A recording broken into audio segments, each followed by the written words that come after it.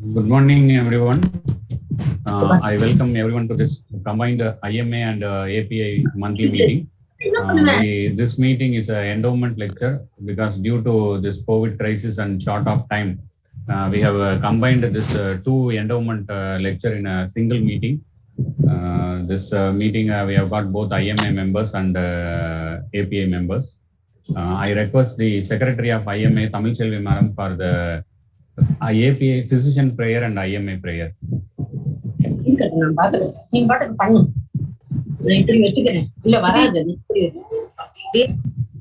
So great. Since every good and gift must come thee, I pray.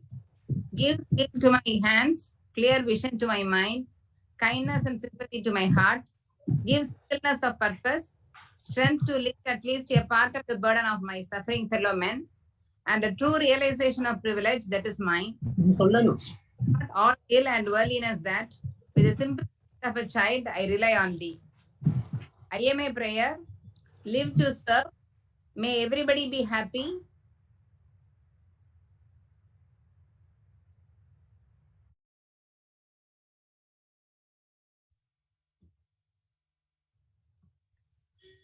Tamil Selvi unmute பண்ணிக்க.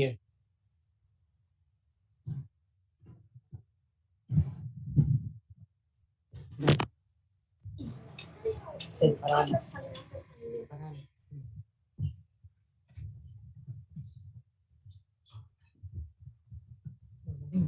Thank you.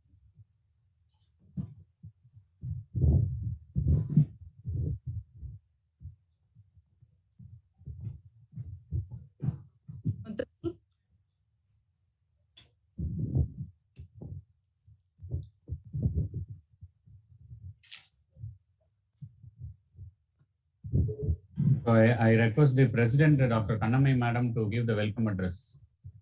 Yes, sir. A very good morning to everybody. I have great immense pleasure in inviting you all for the combined meeting of API and IMA Tiruchirappalli branch. This is the monthly meeting of the IMA also, September month meeting also. I have great pleasure in welcoming Dr. B.R.J. Kannan, consultant interventional pediatric cardiologist, and who is going to enlighten us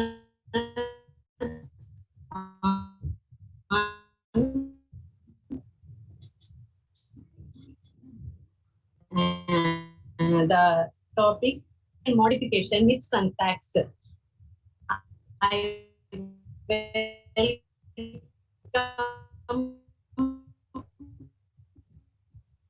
all the API members, all the members and our senior members and all the IMA members to I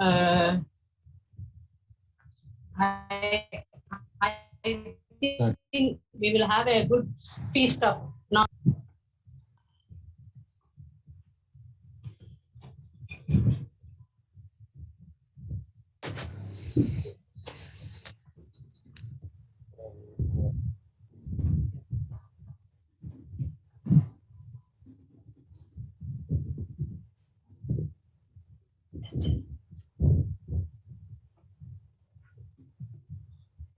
2 minutes of the previous meeting.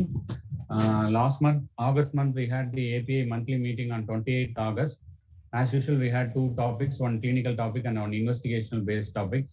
The one topic is headache by Dr. Balamurugan, a renowned neurologist from Paleo. Another topic is from Dr. Emmanuel Bhaskar, Professor of Medicine, SRMC, regarding the platelet and pregnancy. Around 100 participants have attended this meeting. And apart from this 132 members attended this through the live streaming in YouTube. And both lectures gave an elaborate outlook for various practical approach to the diagnosis and treatment. We had a very nice discussion after this meeting, and the meeting ended with the vote of thanks. Thank you.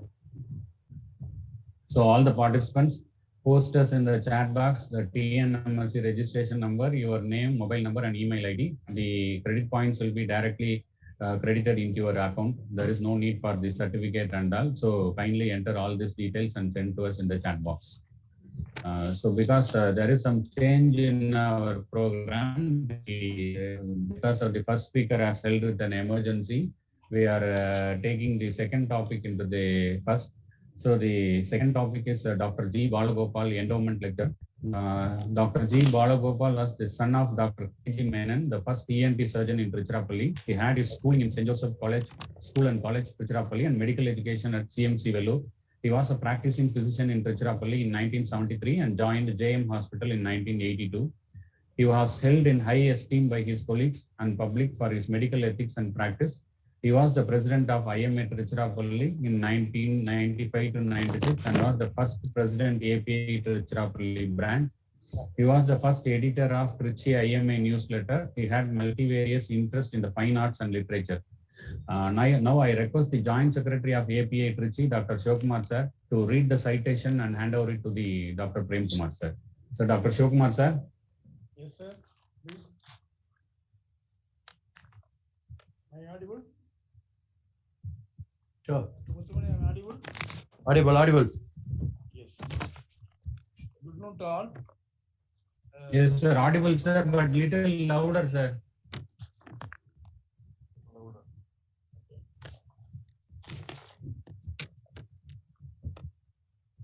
Good noon to all. I'm Dr. Shivakumar. The citation given to Dr. A. Prem Kumar. This is Association of Physicians of India, Trichy branch. Dr. C. Balagopal Endowment Lecture. This is citation. Whereas all members of Association of Physicians of India, Trichy branch, gather here today with the family members of Dr. G. Balagopal at this prestigious oration to recognize Dr. A. Prem Kumar, an esteemed endocrinologist, educator, physician, and his academic excellence and contributions towards the diagnosis and the treatment of endocrine-related diseases. Whereas on behalf of Trichy API, we honor Dr. A. Prem Kumar for his tireless contributions in the field of endocrinology and community health. We commend him for his extreme interest in pediatric endocrinology, metabolic bone diseases, and type 1 diabetes. Dr. Prem Kumar has many publications in national and international endocrinology journals, well known for his teaching and presentation skill, making him a renowned speaker in many national and international endocrinology forums. Dr. Prem Kumar directed Diapolus, Salem, where his service to the society and treatment protocol are setting standards for the health professionals.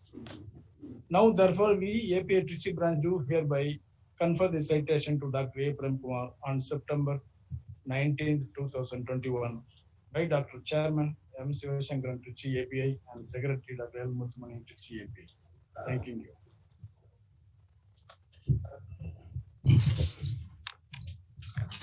Thank you, sir. Thank you, sir. Thank you, sir. Respected senior physicians and IMI members, I'm deeply humbled and honored by for the invitation you have given us to deliver the prestigious Dr. Rajagopal Endowment Lecture, and I'm indebted for the honor you have given to me, and I sincerely thank Dr.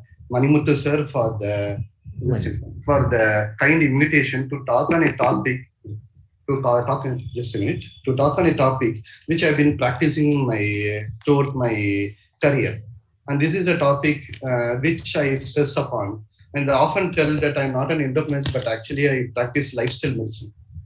So lifestyle medicine is an emerging field in all the medical specialties, where we look into disease not as a disease, but as a disease due to various etiology, and treat those etiology. And yeah, just a minute, and just confirm whether it's the full slide which I'm going to present. Yeah. So lifestyle medicine is an emerging field in medicine, which actually looks disease into a different aspect of pathogenesis. Yes.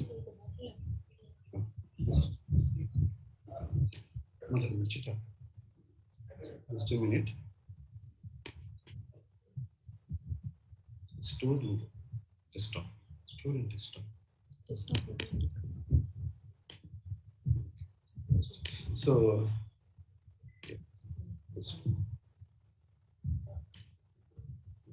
So my slides are visible, sir? Full screen? No, sir. Yeah. Is it visible? No, sir. No, sir. You have to share, I think, sir. You have to share. Share the video. Yes.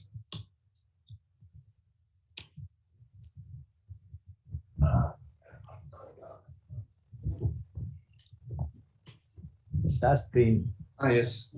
So few minutes before it was visible, sir. Oh. No, sir? No, sir. Yes, sir. Just started, sir. Started sharing screen. Okay. Let's come. Okay. Yes, sir. Now visible, sir. Okay. Now visible, sir. So, lifestyle medicine is an emerging field in medicine. There people have looked into various etiology of diseases and treat and address the various etiological factors involved in the onset and progression of the disease. So for the next 45 minutes, I'll be talking on these aspects. Yeah. So I'll take you to the journey of mankind, what you mean by lifestyle diseases, the burden of lifestyle disease in our country, the evidence that correlate lifestyle to various diseases, what you mean by lifestyle modification, and certain longevity secrets from the blue zones.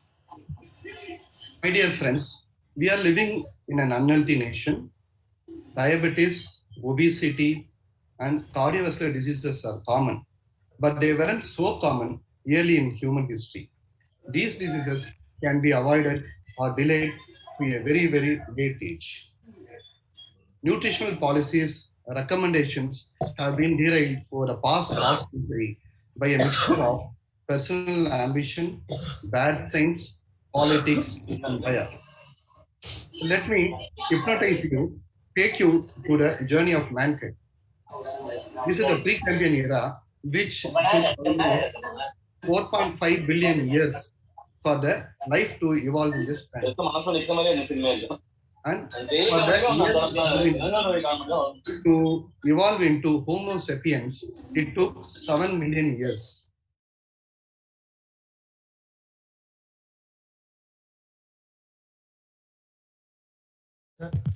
Kindly unmute, sir.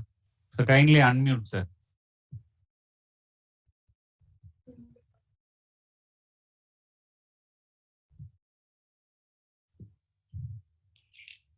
Speaker is also. Yeah. So, sir, I don't know where I was lost. Which slide, sir? Was it this slide where I lost, sir? Where I was lost? This is on, sir. This is okay. Sorry for that. So, dear friends, we are living in an unhealthy nation. Diabetes, obesity, and CVD are common, but they weren't so common early in the human history. These diseases can be avoided or delayed to a very, very late age.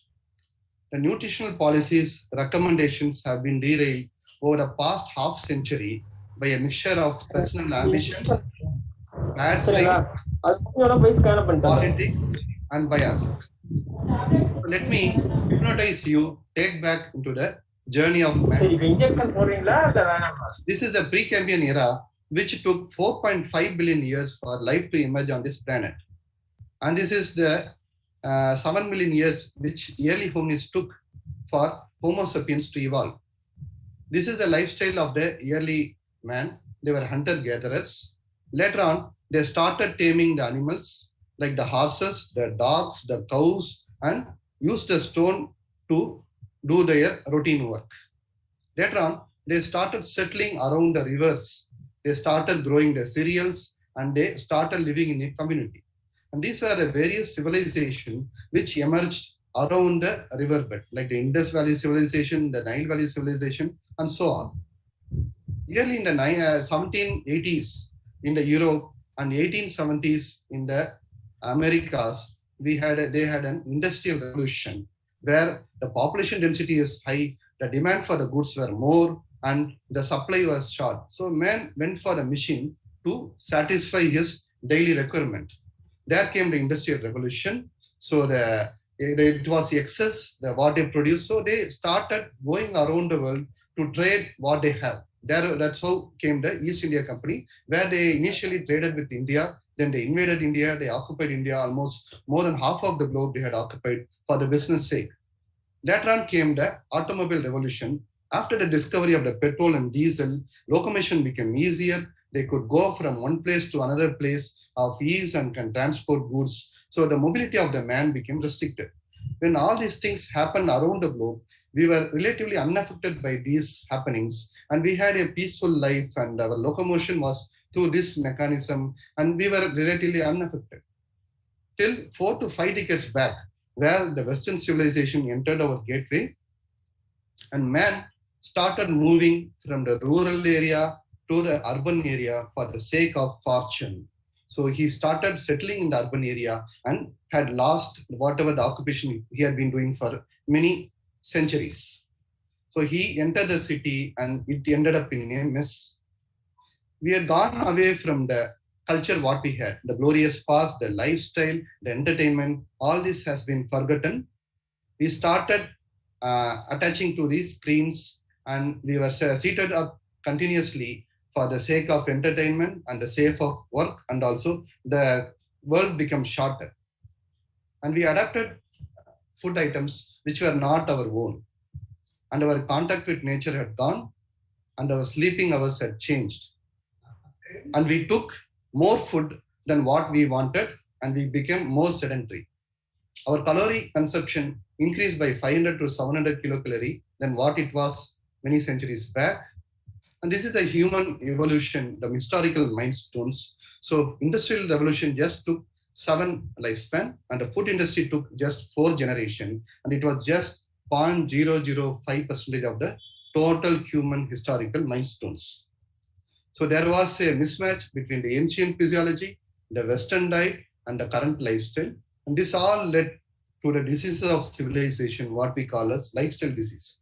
These are the diabetes, the hypertension, the cardiovascular disease, the certain types of cancer, depression, obesity, osteoarthritis, multiple sclerosis, various pain syndromes. All can be attributed, even the gastroesophageal reflux disease, the non-alcoholic fatty liver disease, all are called diseases of civilization or the lifestyle disorders. And if you see the latter part of the figure, these are the underlying mediators, the environmental endocrine disruptors and various abnormal factors around us, and the environmental factors all contributes and influences the lifestyle disorder.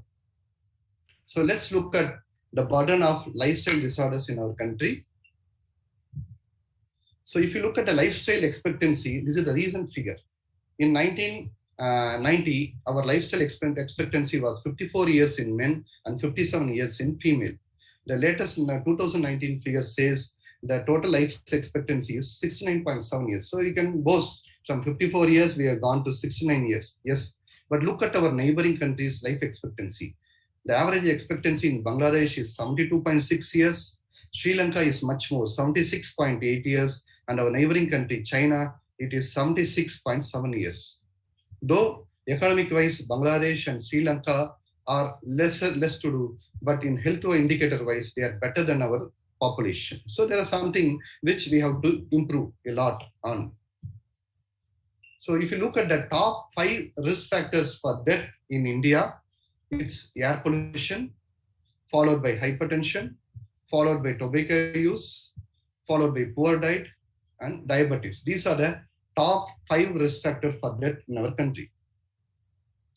If you look at the lifestyle disorders like diabetes, hypertension, CAD, stroke, it led to the total mortality in 1990 to the tune of 29%.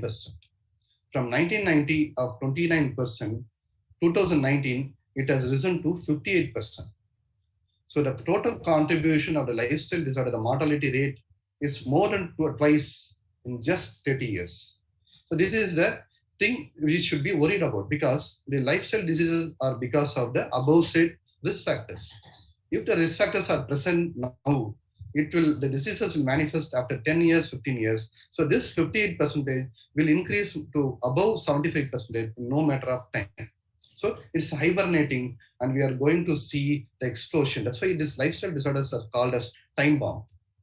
And all these lifestyle disorders affects people of lower socioeconomic status and people of lower middle income group. Somehow, because of many paradoxes, the upper social economic group have escaped because of the high food intake and better awareness. The lower socioeconomic status people have got poor awareness of these lifestyle factors, and they are the one who will be more affected in the future.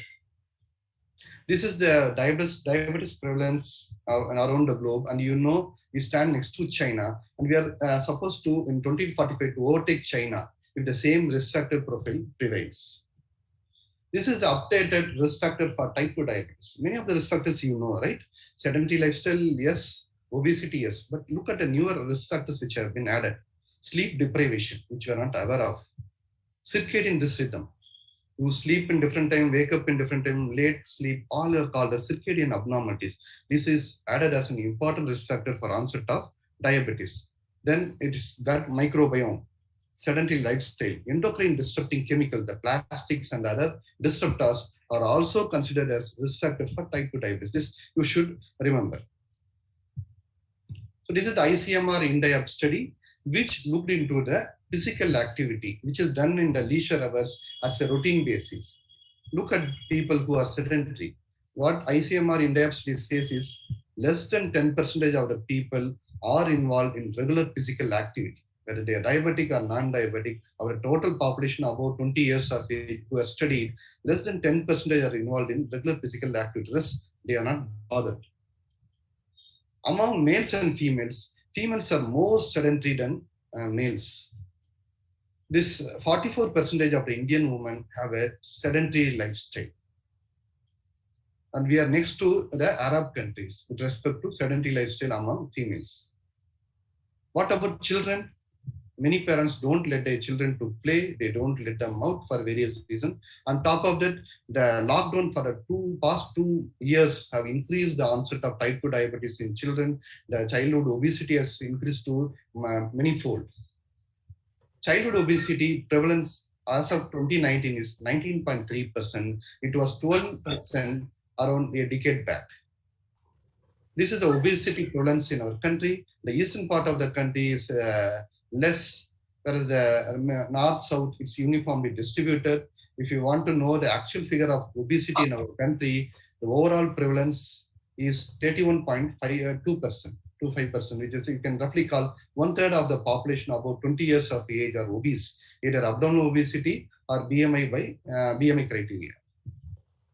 And what about prevalence of hypertension, which is another lifestyle disorder? Overall prevalence of hypertension as per the recent this 30 to 75% according to the various age groups. What about sleep disturbance in India?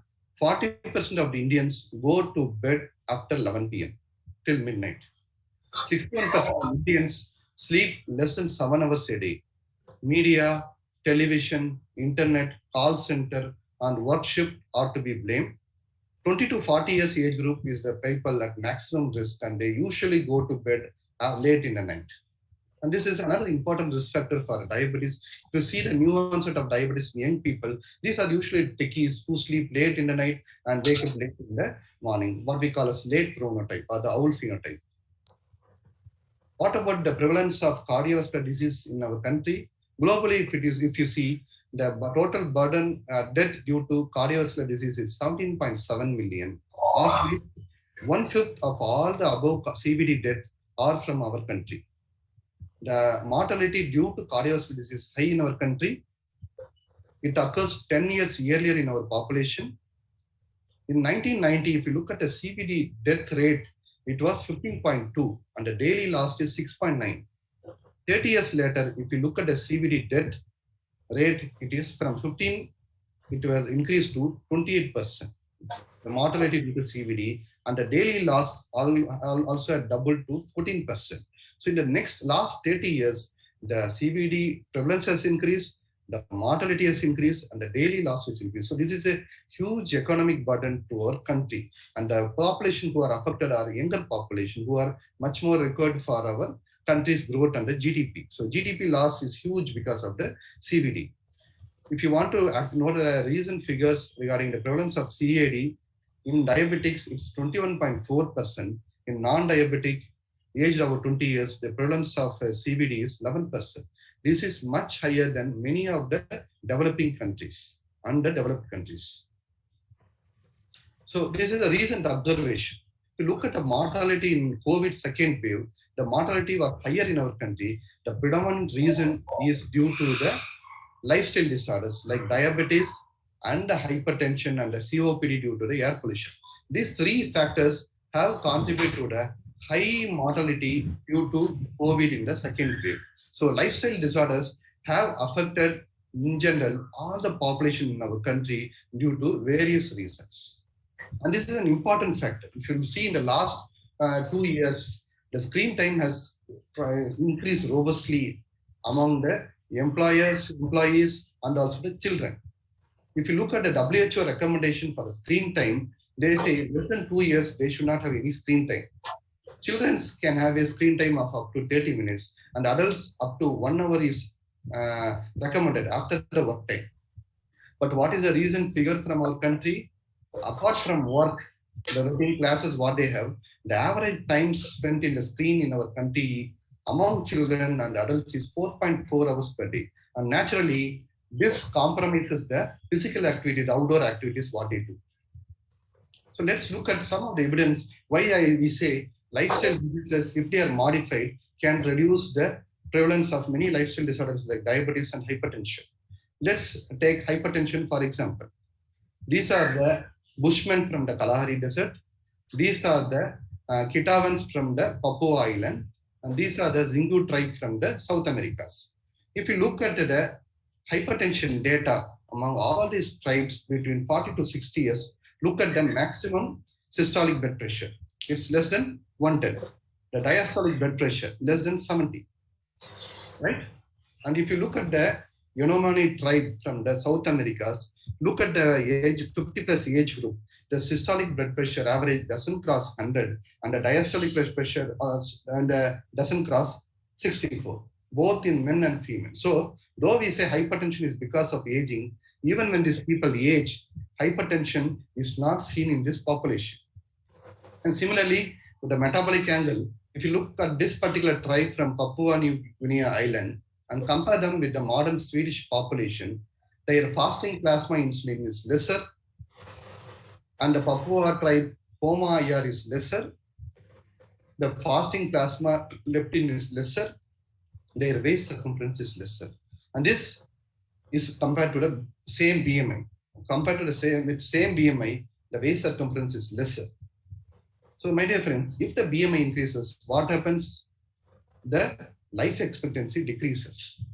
So if you see, which is the common denominator for all this lifestyle disorder, the hypothesis is obesity, adipose tissue. In 1980s, we thought God had created this adipose tissue for insulation of the internal organs. Later in 1994, we thought it secreted few hormones like leptin, adiponectin, and adipose. In 2015, we know that adipose tissue is the largest endocrine organ in our body. It secretes more than 600 adipokines and metabolites and sphingolipids. And basically, what determines you will become obese or not is the size of the adipocytes. There are two types of adipocytes, small adipocytes and large adipocytes. Small adipocytes are insulin sensitive, large adipocytes are insulin resistant. So this adipose tissue is a dynamic organ, it's not a silent insulator which comes to rescue only when you are fasting. They secrete substances which control your appetite.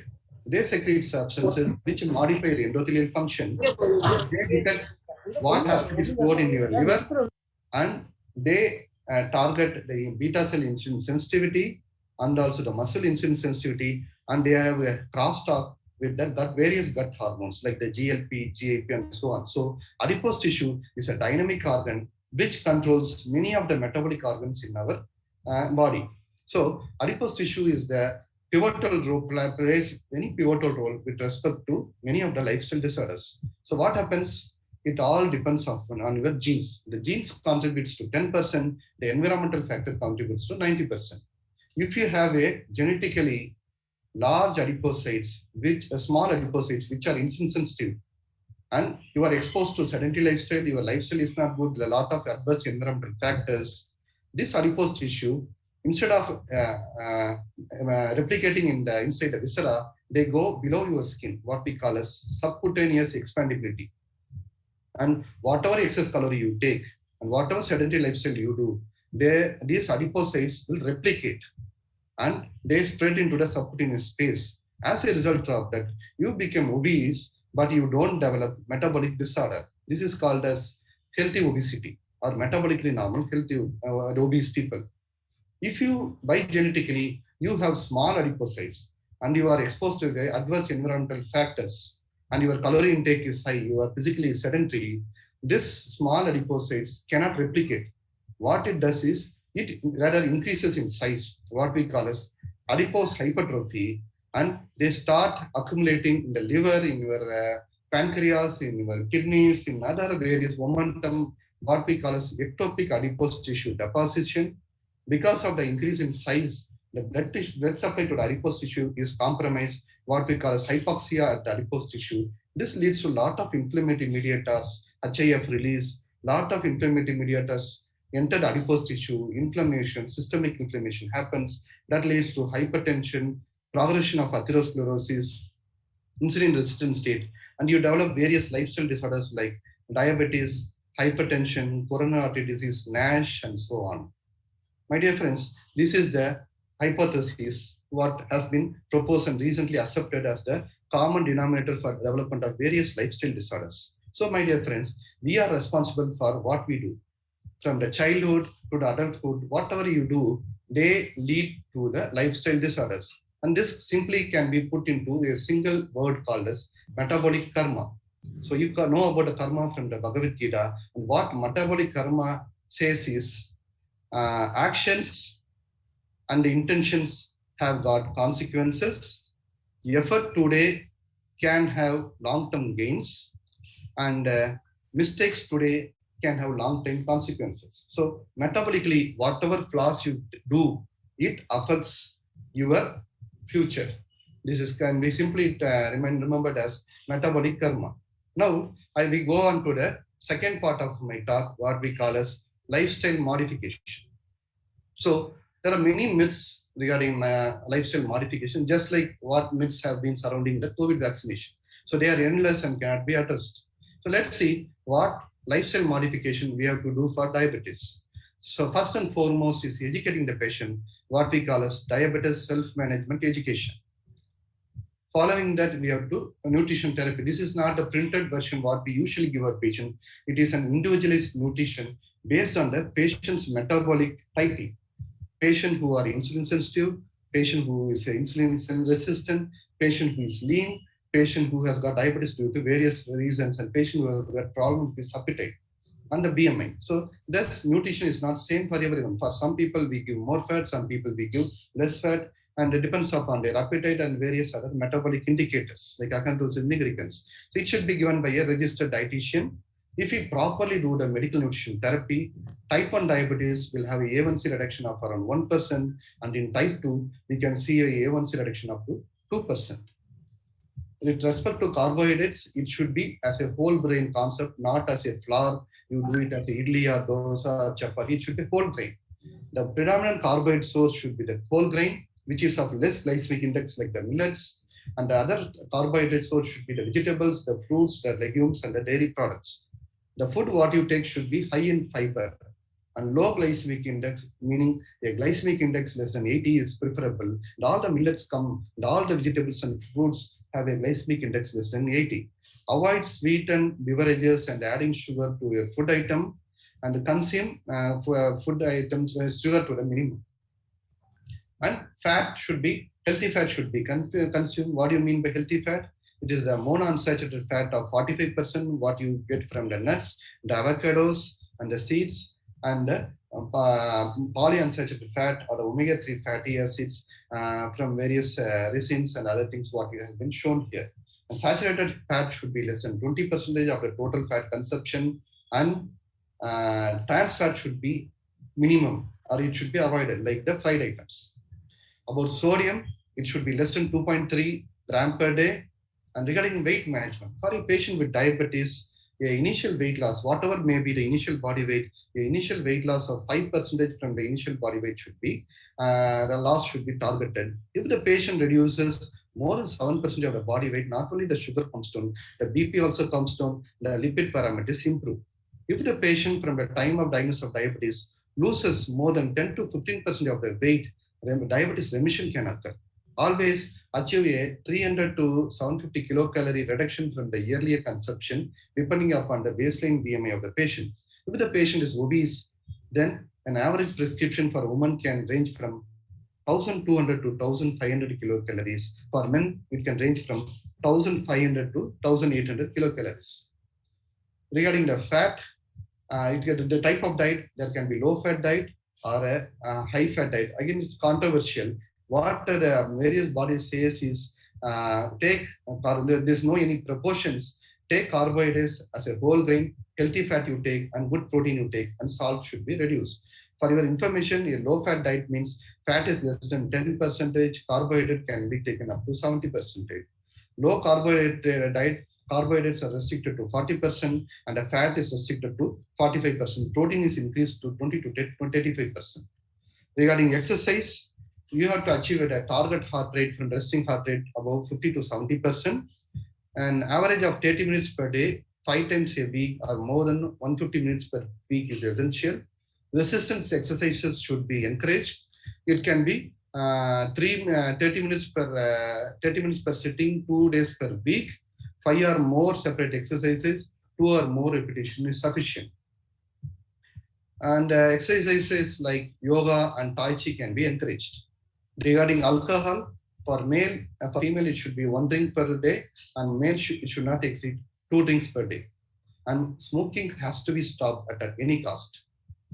And regarding lifestyle modification for hypertension, it has been said if the patient has got stage 1 hypertension, lifestyle modification alone is sufficient for remission of hypertension.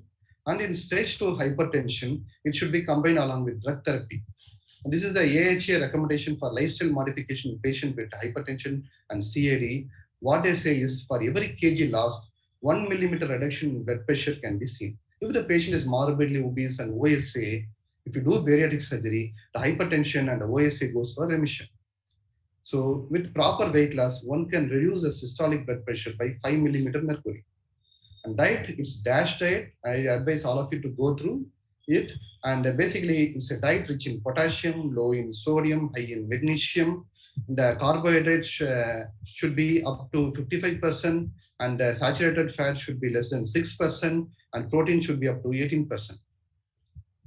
And with a proper DASH diet, the systolic blood pressure can get reduced by 11 millimeter mercury, and the diastolic blood pressure can be reduced up to 3 millimeter mercury. What about sodium and potassium in hypertension? The optimal goal is sodium is less than 1.5 gram sodium, and the blood pressure reduction, what you can achieve just by sodium restriction is 6 millimeter mercury. Regarding potassium, take high potassium diet, and the potassium goal is 3.5 to 5 gram per day, and high potassium diet can reduce the blood pressure by 4 to 5 millimeter mercury. So if you ask me what is the potassium rich food, these are the things: the avocado, the nuts, the spinach, the broccoli, all are rich in potassium. And what are the magnesium rich foods? Again, these are the various plant derived things: the pumpkin seeds, the sunflower seed oil, the broccoli, the basil, and all the other items, food items, what you routinely take. That's the traditional food. They are rich in magnesium. And regarding exercise, so the above discussed for diabetes can be done for hypertension again. And regarding alcohol, alcohol should be taken in moderation. Less than 1 drink for male and less than 1 drink for women and less than 2 drinks for males. I think I have one more presentation. I think, sir, do we have time, sir? Sir, yes, sir. We have time, sir. We have time, sir. Take 10 more time, 10 more minutes. Yes, sir. I couldn't attach in the same presentation.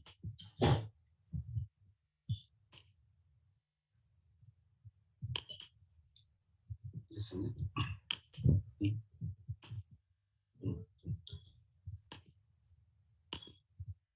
The slide is visible, sir? Just a minute. No, sir. Not yet. Not yet. Share screen. Just a minute. Listen. See.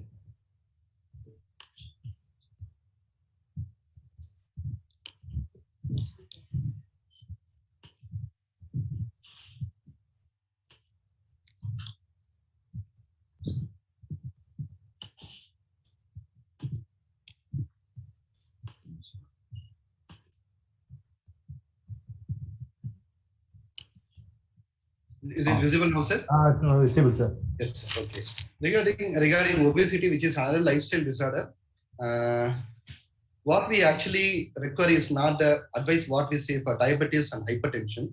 Obese people actually require different type of approach, what we call as high intensity, comprehensive lifestyle intervention.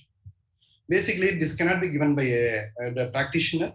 You need a trained person in your practice, and they should have a personal visit. What is recommended is 14 visits in 6 months, and one should target a weight loss of 5 to 8% in the next 6 months.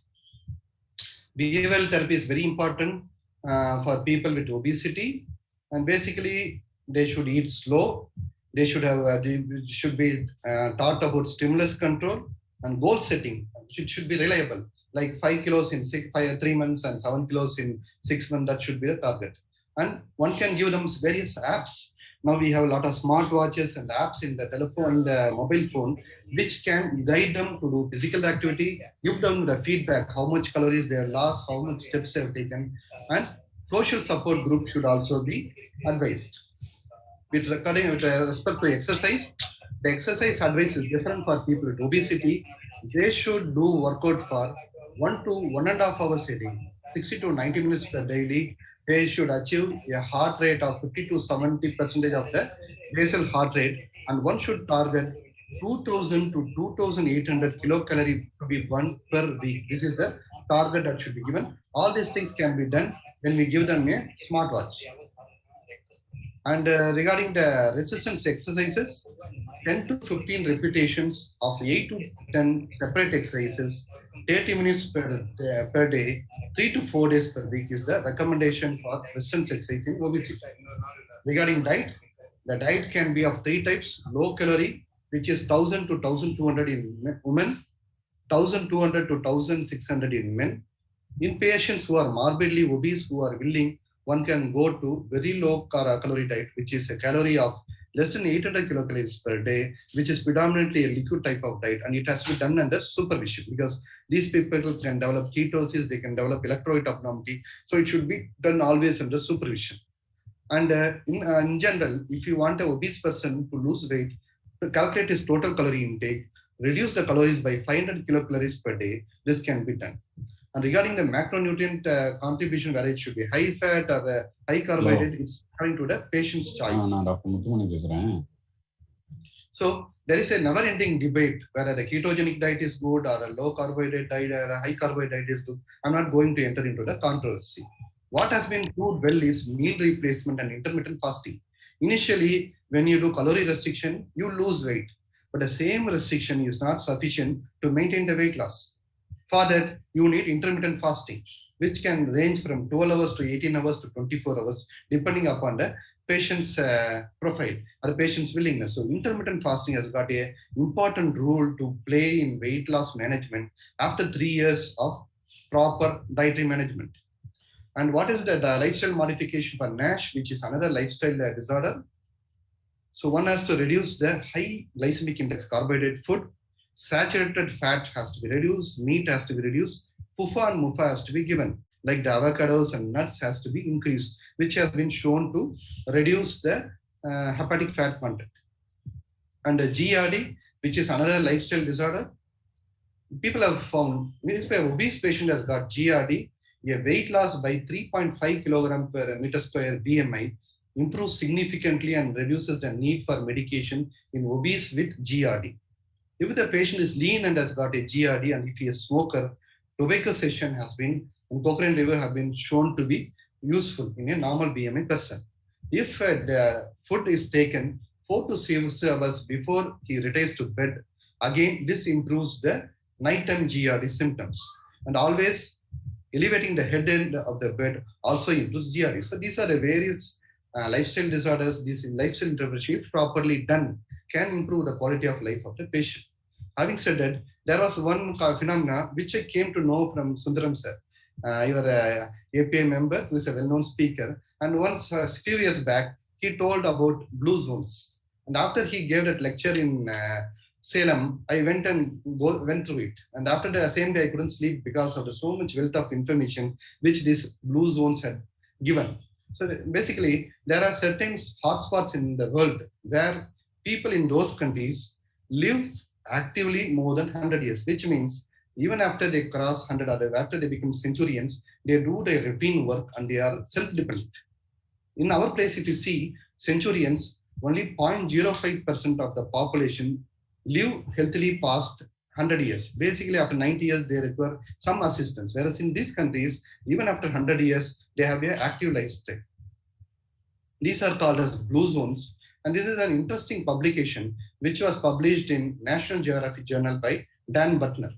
Basically, he traveled all these countries and identified some important factors, 12 factors, which actually drastically was different from the way people live in other countries, including our country.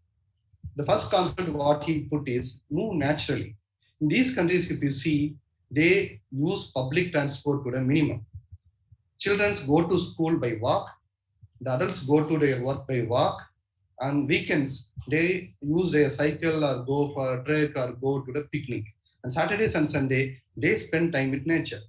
So move naturally is, they do exercise not like ours. They spend time 20 minutes, 30 minutes and they do work.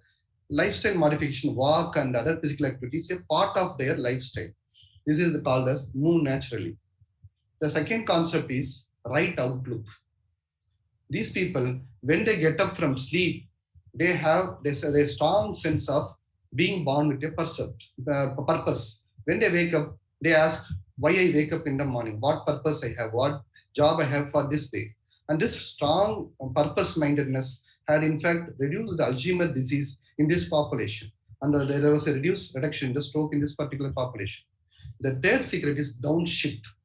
They downshift their stress. We downshift our stress by various gadgets and TVs. Basically what the Okinawans from Japan do is, they remember their elders, their glorious past, their ancestors' history. They read their books. The Adventist Christians, they take time to pray. The Icarians, whenever they get a time, they take a nap. And the Sardinians from Italy, they go for happy hours, happy holidays, which I'll tell in my next slide. So these people work less, they do their work slowly, and they take vacations. It's totally contrast from what we do. We do more work, we sleep less, and we do the work fast, and we rarely take vacations. And the other secret is eating wisely. Their eating habit is called as plant slant. Their diet comprises predominantly of vegetables. This is the typical Mediterranean diet of the Sardinians. Lean meat and legumes and nuts. These are the other blue zone diets what you can see and appreciate. The other secret is called as eat less. They have this 80% rule. They don't eat to the full stomach. They eat 20% less. They eat a big breakfast and they use smaller plates and they eat with family. Family means not the parents and children, the grandparents and other put together in the same table. So they call, this is a famous terminology called as hara hachi bu from Japan, which means stop when you are 80% full. So use small plates, eat lesser, eat with your family, and take the servings by yours. Don't allow others to serve. Then this is the happy holiday, what we say, happy hour. Happy hour basically is days where they put a board from there's a bar saying that the alcohol will be available cheaply. If you look at the common denominator in all these countries, they take a lot of red wine. So red wine has got antioxidant property and it also down stresses your stress, and they take 1 to 2 drinks per day. This is another common denominator which has been indispensable in their lifestyle. Then the other secret is belong. These people believe in the unseen and they have deep-rooted religious faith. And it has been shown, if you attend a religious worship 4 times a month, your lifespan increases by 4.4 years. So dear friends, recommit and get reconnected to your faith and spend a lot of time spiritually. And the other secret is right tribe. Basically, our friends determine what we are. We do what they do. Basically, you should have friends who have the same thinking and thought process like yours. And identify your inner circle. This can be a friend group of 5 people or 7 people or 10 people, and meet them frequently, spend time with them, in person, not in the phone or through the various medias, and be likable. And family first. These people live in joint families. If you look at their home, it's basically a smaller home, and they have all their elders' photos around them, and they live together. If it is a bigger house, you won't see them that frequently. So family becomes first, and they spend more time with their family every day and in the weekends. And they also have many family games, and they have Sunday dinners, and they have family walk. And these are the various things which our ancestors did few decades back. And all these things, in fact, are the secrets from the blue zone which we must learn. So, dear friends, to conclude, sedentary lifestyle plays an important factor in many lifestyle disorders like diabetes and hypertension. Lifestyle modification is a common cornerstone in management of various lifestyle disorders like diabetes, hypertension, and heart disease. Self-management education, awareness on lifestyle disorders, DASH diet, lifestyle modification should be instituted in all lifestyle disorders. And if you do properly, the natural history of many of these disorders will be modified, and they can even go for remission. Blue zones are the living example, and they are the gateway for a longer lifespan. With this, I end my lecture, and sorry for taking more time. Thank you, sirs. Thank you, sir. Thank you, sir. That was an excellent lecture, sir. Now I have got many requests from participants to get your slides, sir. Whether we can get your slides like that. So many messages I have got. So basically, the slide set is 40 MB, sir. So that's why I had to split it with a lot of photos. If you can send anybody, I can give it in a pen drive. Okay, sir. Okay, sir. Okay, sir. No problem. Okay, sir. Thank you, sir. Sir, any other questions? The floor is open for discussion. You can unmute yourself and you can ask your questions.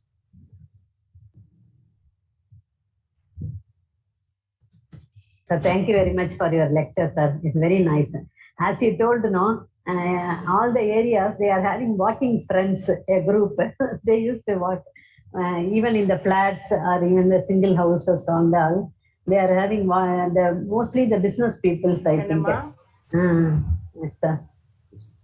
Well said. Thank you very much, sir. But the awareness is much better, I think, sir. Nowadays, it's awareness. Yes, sir. Awareness is much better than previously, sir. Sir, one question, sir. Yes, sir. Sir, what about that binge eating, sir, that weekend parties? So throughout the week, we are following all strict practices. But at the end of the week, we usually used to take biryani and other things, that junk food. So is it advisable, sir, or how to manage that, sir? There's no any evidence to say that binge eating actually leads to weight gain, sir. Because if you look at the intestine, the absorption is limited, sir, whether it's a fat or carbohydrates. So I think everything doesn't get absorbed. So it's the chronic food intake. The obesity doesn't happen in a single day. It's one of the myth actually. Binge eating leads to weight gain. So actually I've gone through many of these things, and what my feel is it's binge eating. If it is not that frequent, it doesn't lead to contribute to much of the weight gain, sir. It's basically we attribute something to what we wanted to attribute. So it's the daily intake what leads to weight gain. And what I advise is, if you happen to take a binge eating, to my colleagues, I advise them Orlistat. So whatever excess fat you take, if you take this tablet a few minutes before your food intake, or you go for a feast, this will definitely significantly reduce the fat absorptions. I think this can be done if you are not able to avoid. What is your opinion about our paleo diet, sir? So that was a huge controversy. Sir, actually, there are a lot of studies which have come in the recent past, and nothing, actually, there's no any hard feelings or anything against or for. Basically, if it is done in young people, this is very useful.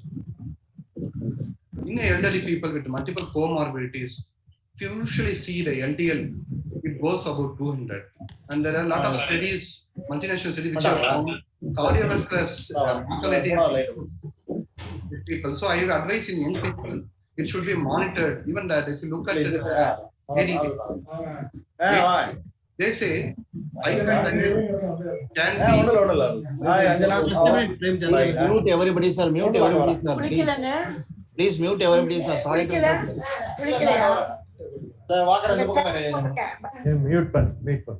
Sir, Muthumani sir, எல்லாரும் mute பண்ணுங்க sir. தயவு செய்து request sir.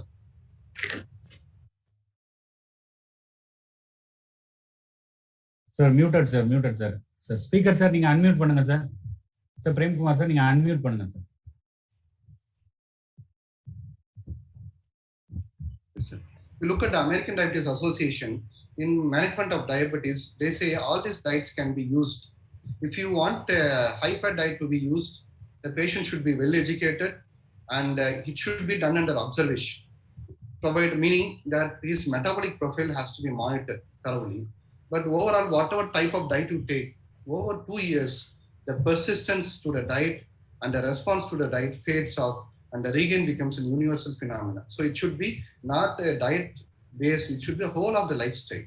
The sleep, the food intake, the exercise, and the various other things has to be modified. Then only you can get a persistent weight loss. So all the food are good. In younger people, it's good. In elderly, I'll be cautious, especially in a patient with CAD, hypertension, in dyslipidemia, I'll be very careful. In young patient without these comorbidities, you can use under observation, proper monitoring and follow. Good afternoon, Prime. It was a wonderful talk. As you rightly said, paleo diet, still there are no consensus how to go about it. That's true. It produces good weight loss in short term. We still don't have any data on long term to such. Well said.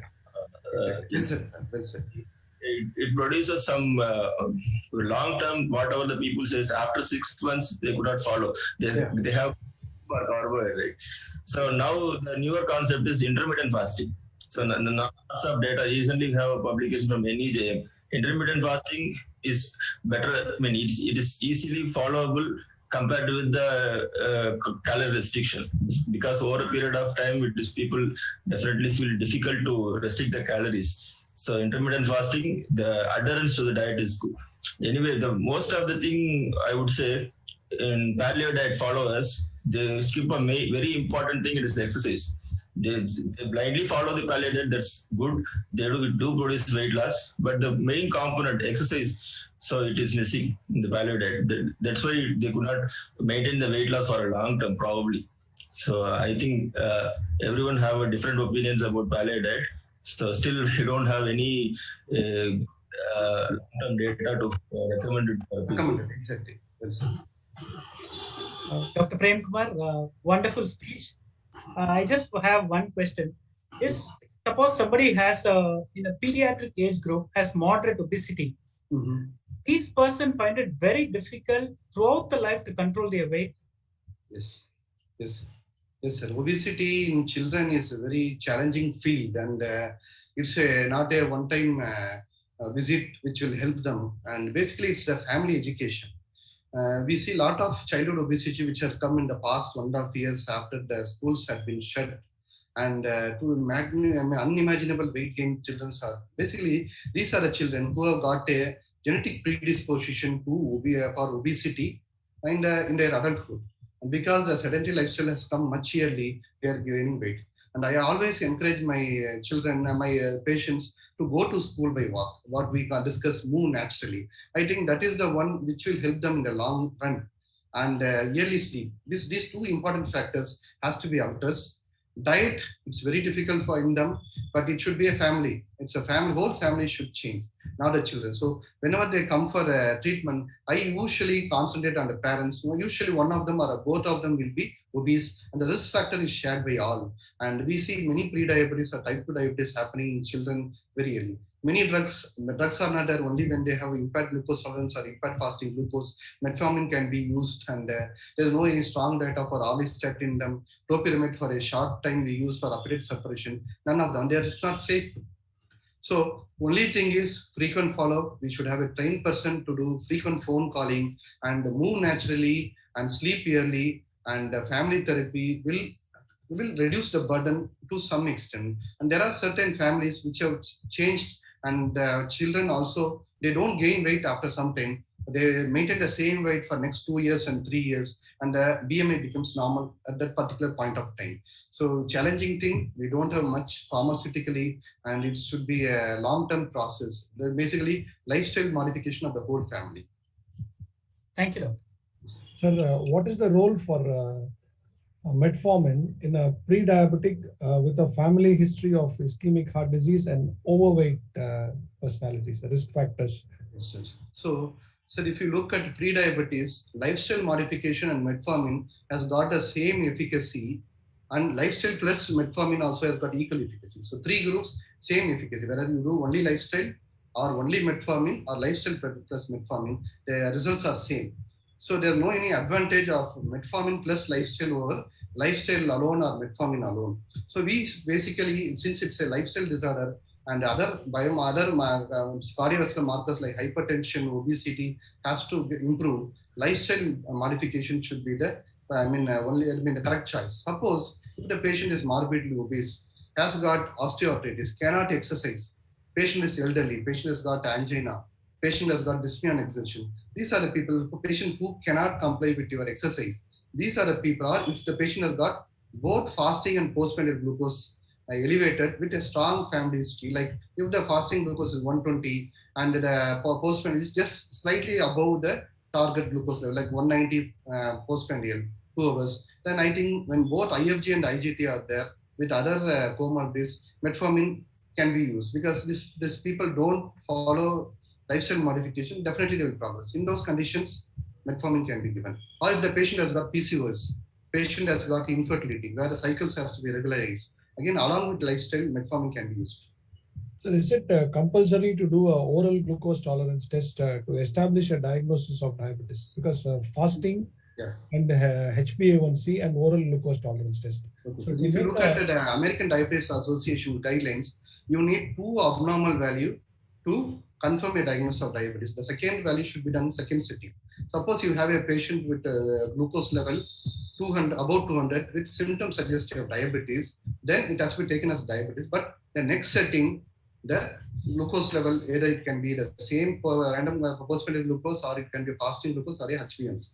Suppose you do a GTT, the fasting glucose is above 125, the 2-hour glucose is less than 200, then you should repeat the abnormal test, or you can go for a HbA1c. You should not repeat a test which was normal. It should be done. So 2 tests has to be abnormal. It could be 2 fasting glucose or 2 postprandial, or 2 HbA1c, or 1 the HbA1c and 1 glucose level. Uniformly, GTT is the gold standard to diagnose diabetes. Only when they have a glucose level more than 200 with symptoms suggestive of diabetes, GTT may not be necessary. And in diabetics, we are expected to start statins as per ADA. Yes, sir. So, like, do you go by lipid levels, or do you start moderate intensity statins for every diabetic patient, sir? Okay, sir. Good question, sir. So, a diabetes more than 40 years are the candidates for statin therapy, irrespective of their baseline lipid level. Regarding high intensity and moderate intensity statins, diabetes, they are the right candidates for high intensity statins. But again, the risk calculator and other things are not well validated for our population. So I go for a moderate intensity statin in all patients with diabetes. In patients with multiple risk factors like smoking with diabetes, hypertension with diabetes, past history of TIA or ASCVD or stroke, high intensity statins. Or LDL more than 190, again high intensity statins. I think the next speaker can throw more light on that. Sir, certain lipidologists say that Indians they call it as super sensitive to statins. And they say that if a European needs 20 milligrams of statin, let's say rosuvastatin, I would start 10 milligram on an Indian. So have you noted any super sensitive response to statins in our population, sir? So actually, even people use 5 milligram for rosuvastatin and lipid level, but the thing is, the purpose what we are giving for statin, the purpose of giving statin is not to reduce the LDL alone, but for its pleiotropic benefits in the blood vessel, which is preservation, regression of the atherosclerotic plaque and prevention of progression and maintenance of the atheroma plaque, which to prevention from rupture. If you get ruptured, then the hypercoagulable state sets in. Basically, all these things can happen only with a high intensity statin. So endothelial dysfunction and stock stabilization happens with a high dose study, not with the 5 or 10 milligram what we use. There is only one study, if I remember, 10 milligram atorvastatin has got the same LDL lowering compared to high intensity statin, but it's only one study long back. But outcome they have not studied. Thank you, sir. Dr. Prem, that was a very good talk. This is Dr. Vivek here. So, thank you, sir. Question regarding the consistency of intermittent fasting. Yes, okay, all the trials were done in controlled setting. We had a look at the short-term effects. Okay. But what fasting also does, we have data regarding this. Your islet cells, as such, are not challenged to any element of elevated glucose. So long-term intermittent fasting also does contribute to islet cell atrophy, right? So if you do a GTT today, and if you fast for 4 days, you do a subsequent GTT, your glucose levels are much higher, meaning your ability of the islet cells to respond to glucose challenge becomes much less, similar to what happens to disuse atrophy of the muscle. That's true, that's true. So same observation I also found, sir, if the patients are doing paleo diet, if you give them one group of sugar, 1 teaspoon, the glucose goes to 300. Because as you rightly said, the sensitivity of the beta cells to the insulin goes down. Well taken. So everything in moderation will be the correct answer. Over course of time, when they basically, at some point of time, they would fail with the intermittent fasting. When they go back to normal high calorie diet, the risk of diabetes actually increases 4-fold compared to the state when they were not in a period of intermittent fasting. And how consistent can you be with the intermittent fasting of the long term? We are not sure. So this is something which is quite worrisome, isn't it? You try something for a short period of time. Over the long term, you actually increase your risk of diabetes, rather abating your this thing because of beta cell atrophy. At least said, sir, because all these intermittent fasting studies we go through, they are for a short duration. So it has to be studied for longer duration. Like you said, this is so everything in moderation, sir. So well said, sir. New information for me too. Sir, you said the screen time, sir. So is it continuously you are seeing a screen? It is like that, or frequently like what we see the WhatsApp more than 100 times per day, like that? What it counts, or whether it's intermittently we are seeing. The data what the WHO says is that throughout the day, whether it could be for a minute or 2 minutes, everything put together is the thing. Children's is less than 30 minutes, adults is less than 1 hour.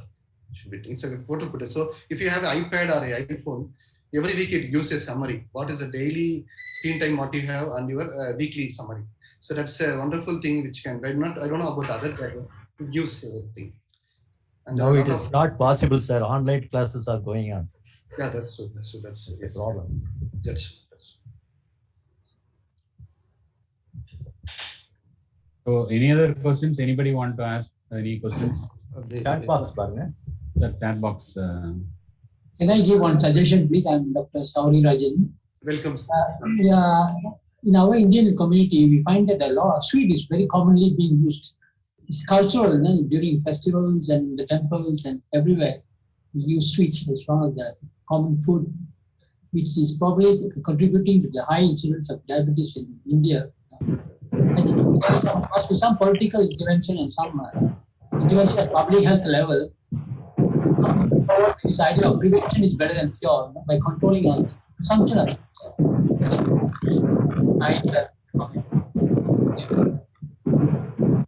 Well taken, sir. Well taken, sir.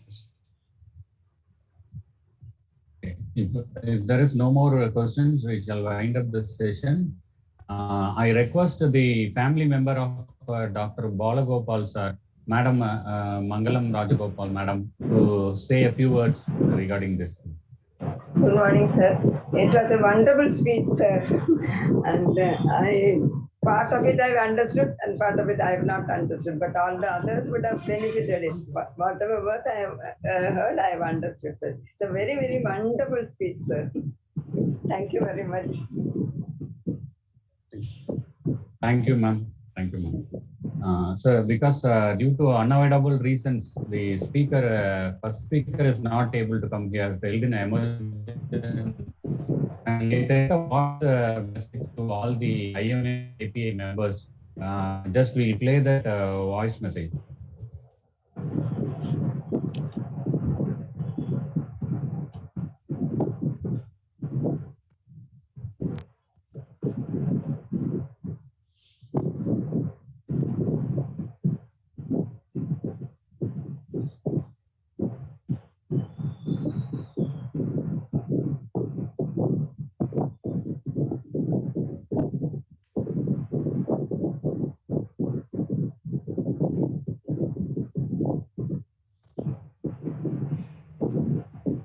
Dear Trichy IMA and APA members, kindly accept my apologies. முதல் mistake வந்து என்னுடையது. இன்னைக்கு தேதியில் வந்து இன்னைக்கு meeting இருக்குது அப்படின்னு நான் நோட் பண்ணியிருக்கேன், ஆனால் டைம் நோட் பண்ணல. ஸோ வழக்கம் போல் ஈவினிங் தானே, ஒரு 4 o'clock 5 o'clock தானே அப்படின்னு அசியூம் பண்ணிக்கிட்டேன். ஸோ அதனால தான் இப்போ வந்து ஒரு 11 o'clock நீங்கள் லாகின் பண்ணுங்கள் சார்னு ஃபோன் வரவும் இப்போ என்ன மீட்டிங் அப்படின்னு கேட்டுச்சு நான். அது ஒரு என்னோட மேஜர் மிஸ்டேக். ரெண்டாவது வந்து அன்ஃபார்ச்சுனேட்லி ஒரு அர்ஜென்ட் கேஸுக்காக போக வேண்டியிருந்தது. என்னோட ரொம்ப தெரிஞ்சவங்க. மோரோவர் அது நேற்று பண்ண கேஸோட ஒரு காம்ப்ளிகேஷன் எடுத்துக்கலாம். ஸோ அதனால் அது முடிக்கிறதுக்கே 2 to 3 hours ஆகும்னா நான் ரெக்வஸ்ட் பண்ணி மீட்டிங் இன்னொரு நாள் வைக்க சொல்லியிருக்கேன். பொதுவாக இந்த மாதிரி எனக்கு நடந்ததே கிடையாது, டு பி ஃப்ரேங்க். எனக்கே சங்கடமாக இருக்குது. தவிர்க்க முடியாமல் காரணத்தினால இந்த மாதிரி என்னால் கலந்துக்க முடியல. ஸோ மன்னிச்சிடுங்க தயவு செஞ்சு. இப்போ விவேக் சார் இன்னொரு நாள் ஃபிக்ஸ் பண்ணுறேன்னு சொல்லியிருக்காரு. அன்றைக்கி வந்து கம்ப்ளீட்டாக நம்ம அந்த மீட்டிங் நடத்துவோம். மிக்க நன்றி. Thank you.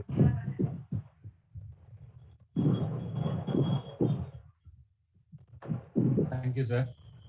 I request Shaktivel sir, our treasurer, to give the vote of thanks. Very good afternoon to one and all. Thanks, Prem, for that wonderful lecture. As the saying goes, although genes load the gun, it is lifestyle which pulls the trigger. So thanks for that wonderful talk on lifestyle. And a fitting tribute to all the great doyens which Dr. Balagopal and Dr. Sundaram are. And thanks for the family members to being here today. Thanks to each one of you. Thanks to all the delegates, to all the APA members for being here on this day. I also thank the sponsors for sponsoring this event, and to the speakers and to the speaker who couldn't come today. To each one of you, thank you. Thanks for being here. Over to you, Muthumani. Thank you, sir. So we'll be having this Dr. Sundaram sir endowment lecture in the next month meeting. So we'll have the same topic and same speaker with the same citation, sir. Thank you everyone. Thanks, for your attending this meeting. Thanks, thank you. Thanks, Prem Kumar sir. Thank you. Sir, thank you, sir. Prem Kumar sir. Thank you, sir. Thanks, Shaktivel. Thank you, Mr. Doctor.